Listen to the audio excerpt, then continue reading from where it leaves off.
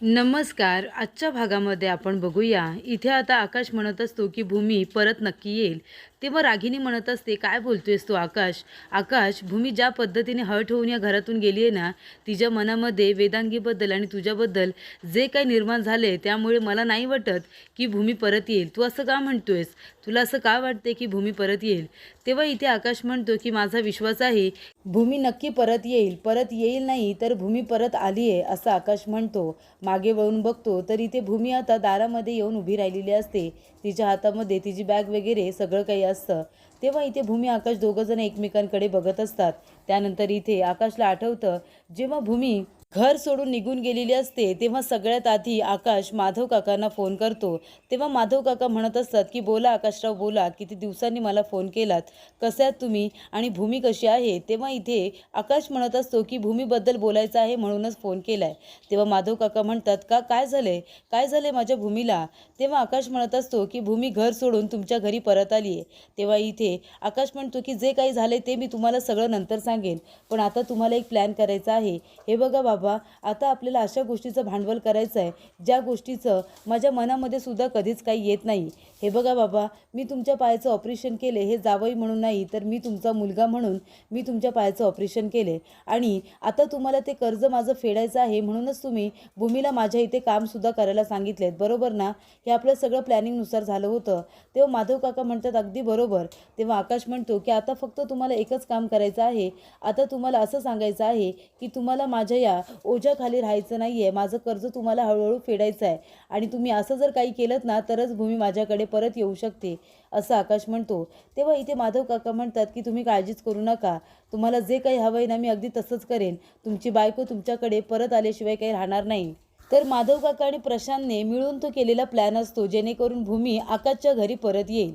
तेव्हा आजी जातात आणि म्हणतात, की "हे काय भूमी? अगं मी तर तुला शहाणी समजत होते, पण तू तर वेडी निघालीस. असं न सांगता घर सोडून कुणी जातं का?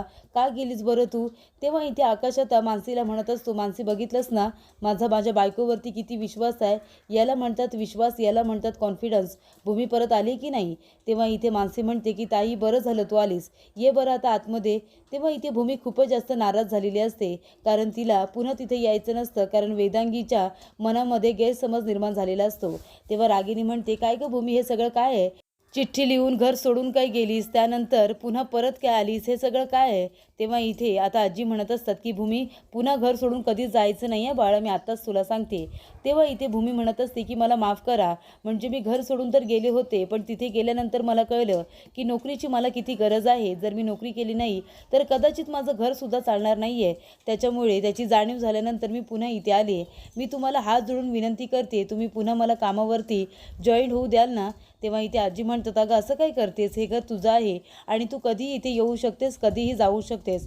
कळतंय का तुला? पुन्हा तू असं बोलायचं नाही आहे." तेव्हा इथे आकाश आता भूमीकडे बघत असतो. तेव्हा भूमी आता आजीला मिठी मारते आणि म्हणत असते, की "आजी, हा तुमच्या मनाचा मोठेपणा झाला. पण इथे काही लोकं आहेत ज्यांना मी हर्ट केले. तेव्हा त्यांचीसुद्धा मी माफी मागते आणि पुन्हा माझ्याकडून असं काही होणार नाही, याची मी आता तुम्हाला खात्री देते." तेव्हा भूमी आता आपल्या रूममध्ये निघून जाते. तेव्हा इथे आकाशला फार आनंद झालेला असतो. त्याचा विश्वास खरा ठरलेला असतो. भूमी परत आलेली असते. तेव्हा आजी म्हणते, की "आकाश, तू अगदी बरोबर बोललास. माझी सून परत आलेली आहे." तेव्हा इथे आकाशसुद्धा खूप जास्त खुश असतो, कारण भूमी ही त्याच्या प्लॅननुसार अगदी परत आलेली असते. त्यामुळे इथे वेदांगीला खूप जास्त राग आलेला असतो. ती रागिनीकडे बघते. रागिनी तिला खुणावते आणि म्हणते, की "जा, त्या भूमीला जाऊन आता चांगलं सुनाव." तेव्हा इथे भूमी आपल्या रूममध्ये येते. तिला त्या सगळ्या गोष्टीची आता आठवण येते. वेदांगीने तिच्यावरती जे जे आरोप केलेले असतात ते सगळे तिला आता आठवत असतात. तेव्हा ती आपल्या रूममध्ये आल्यानंतर आता इथे वेदांगी टाळ्या वाजवतच त्या रूममध्ये येते आणि म्हणत असते, की "किती मेलोड्रामा करतेस गं तू. खरं तर तुला आहे ना बेस्ट अभिनेत्रीचा अवॉर्ड मिळायला हवा. किती चांगली ॲक्टिंग केलीस तू, माहिती आहे का?" तेव्हा भूमी म्हणते, की "तुला ही ॲक्टिंग वाटते का? मी खरोखर घर सोडून गेले होते, पण तिथे गेल्यानंतर मला जाणीव झाली, की मला नोकरीची किती गरज आहे. म्हणजे मी या गोष्टीसाठी मी नोकरी नाही सोडू शकत, कारण का माझं घरसुद्धा चालायला हवं आहे ना." तेव्हा इथे वेदांगी म्हणत असते, "अच्छा, म्हणजे तू नोकरी सोडू शकत नाही आहेस का? किती ते ॲक्टिंग करशील गं?" म्हणजे एका बाजूला तू म्हणतेस की आकाशचं आणि माझं लग्न व्हायला हवंय, माझा साखरपुडा व्हायला हवंय.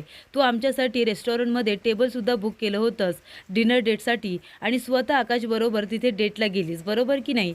आतासुद्धा घर सोडून जाण्याचं फक्त नाटक केलंस. गेलीस काय, परत आलीस काय? हे सगळं कशासाठी करतेस तू? कारण मला माहिती आहे तुला आकाशला सोडून आहे ना जायचंच नाही आहे. तेव्हा इथे भूमी म्हणत असते की हे बघ, मी माझ्या आईची शपथ घेते. तू म्हणत होतीस की मेलेल्या माणसाची शपथ घेऊन काही उपयोग होत नाही, पण मी तुला खरं सांगते, माझी आई माझ्यासाठी जिवंत आहे. मी तिची शपथ घेऊन सांगते, मी इथे तुझं लग्न मोडायला आलेली नाही आहे. मी इथे फक्त माझं काम करायला आली आहे. तेव्हा इथे आता रागिनी म्हणत असते, ही भूमी गेली होती ना, ती का परत आली आहे मला कळत नाही आहे. तेव्हा इथे अभि म्हणत असतो की आई, अगं त्या भूमीची स्मृतीसुद्धा गेलेली आहे आणि आता सगळी प्रॉपर्टी तुझ्या नावावरती सुद्धा झालेली आहे. मग आता तुला का घाबरायचं आहे त्या भूमीला आणि घरातून बाहेर काढायचं आहे मला कळत नाही. तेव्हा रागिनी म्हणत असते की अभि, अरे कधीतरी माझ्यासारखा विचार करून बघ. तुला माहिती आहे का, अरे ती भूमी आहे ना, ती आकाशची स्ट्रेंथ आहे, स्ट्रेंथ. म्हणजे जर भूमी असेल ना तर आकाशचं आपण काही वाकडं करू शकत नाही. आणि जर आपल्याला आकाशला हरवायचं असेल ना तर त्याचं सुरक्षा कवच म्हणजे भूमी त्याच्याजवळ नसलेली आपल्यासाठी कितीतरी चांगली आहे. आता भूमी कायमची घरातून निघून गेली.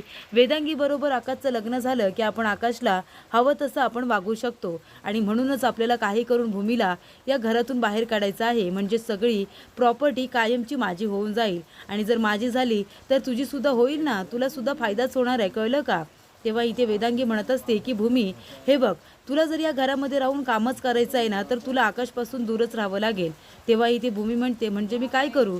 तेव्हा इथे आता वेदांगी म्हणत असते, त्यासाठी तुला आहे ना लग्न करावं लागेल. तू सुद्धा कुणाबरोबर तरी लग्न कर, तेव्हाच माझी इन्सिक्युरिटी ही कमी होईल.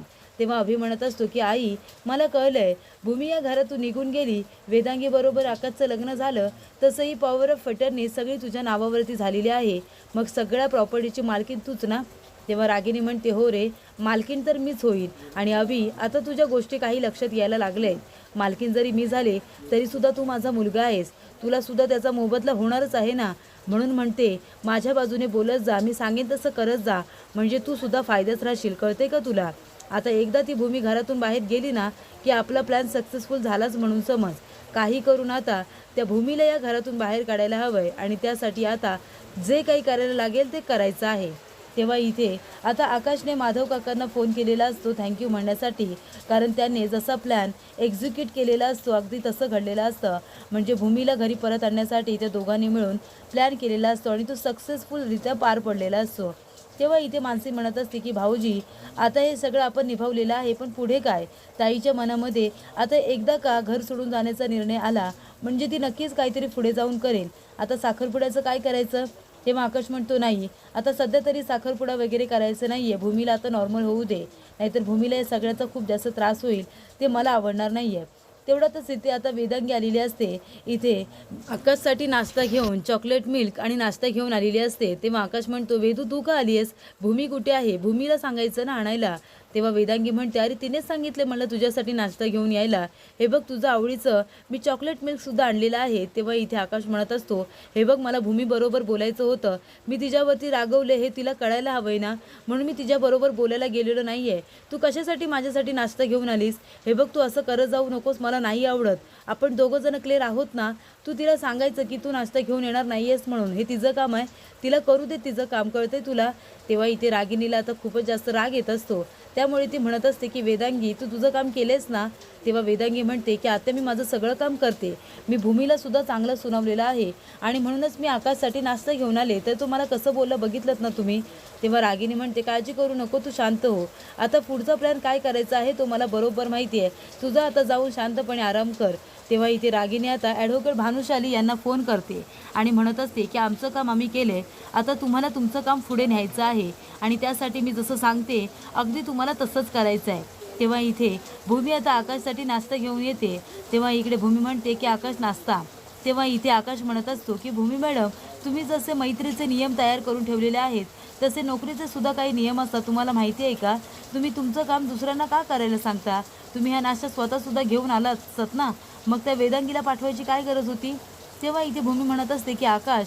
तेव्हा आकाश म्हणतो की आकाश नाही बोलायचं, आकाश सर बोलायचं, कळतंय तुला? तेव्हा इथे भूमी आता आकाशकडे आश्चर्याने बघायला लागते.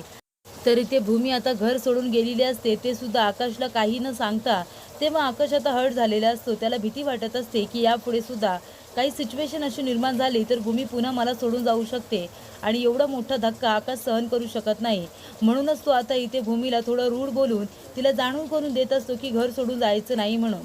तर पुढील भागामध्ये आपण बघूया, इथे माधव काका विचारतात की भूमी, तुला आमच्याशी काही बोलायचं आहे का? का बोलवलेस तू आम्हाला इथे? तेव्हा भूमी दाराकडे बघत असते. आकाश म्हणतो की भूमी, अजून कोणी येणार आहे का? तेवढ्यातच ॲडव्होकेट भानुशाली तिथे येतात. तेव्हा माधव काका म्हणतात की भूमी, तुला काय बोलायचं आमच्याशी आणि तू सगळ्यांनाच काय इथे जमा केलेस? तेव्हा भूमी म्हणते की मी एक महत्त्वाचा निर्णय घेतला आहे बाबा. मी ॲडव्होकेट भानुशाली सर यांच्याबरोबर लग्न करायला तयार आहे. तिने असा निर्णय घेतल्यानंतर आकाशला आता खूप जास्त टेन्शन येतं आणि तो भूमीकडे खूपच जास्त आश्चर्याने बघायला लागतो.